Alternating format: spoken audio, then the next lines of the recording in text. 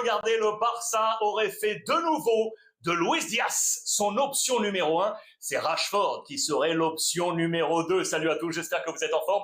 C'est l'heure de votre revue de presse internationale spéciale Mercato. Il est tard, mais vous l'aurez peut-être compris, pour les prochains jours, nous serons dans une formule particulière. Je n'ai pas ma tablette magique, mais j'ai fait le maximum pour vous offrir le regard sur cette presse internationale. Nous irons également du côté de Jadon Sancho, annoncé encore à la Juventus de Turin. On démarre avec le Barça, les amis. Je voulais commencer, regardez, avec les unes d'hier samedi parce qu'elles sont très fortes. Sport et Mundo Deportivo, Nico Williams qui donc tourne le dos au Barça pour laisser réapparaître les deux plans. A, Luis Diaz, B, Rashford. Et regardez les clés à droite. Tout d'abord la surprise, car Nico Williams aurait annoncé ses intentions à l'Athletic Bilbao sans même informer le Barça de sa volonté. C'est la deuxième fois, regardez, c'est le point 2, c'est la deuxième fois que le joueur de Bilbao agit de la sorte avec les Catalans. On a pour souvenir cette même opération l'été dernier qui avait capoté pour le Barça. Et puis le point 3, il devient ainsi le joueur le mieux payé de Bilbao à hauteur de 12 millions d'euros par saison avec une clause qui va se rapprocher des 100 millions.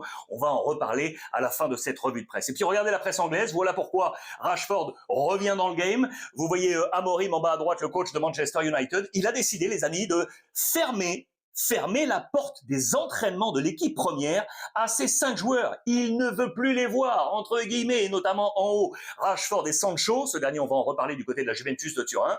Et puis, bien évidemment, en bas, Garnacho, Anthony et Malacia. Ça se complique, vous l'aurez compris, pour ces 5 joueurs, ce qui ramène donc Rashford pour ce face-à-face à la une de Mundo Deportivo. Ça, c'est aujourd'hui, face à Luis Diaz. Lequel des deux rejoindrait le Barça? Dites-moi ce que vous en pensez. Mais attention, regardez à droite.